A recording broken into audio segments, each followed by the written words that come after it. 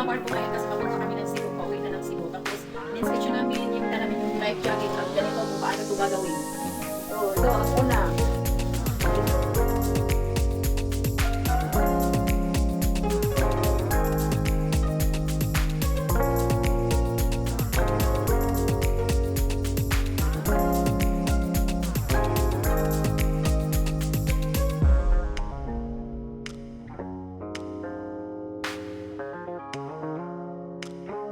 Ito may whistle para pa maanohan. Makikita ka, malaman ka kung saan banda ka. O, ito ganito. Okay. Ganito guys, pag sumakay tayo ng barko, kailangan nating inspeksyonin para malaman natin kung anong gagawin, hindi tayo mag-panic guys. Thank you!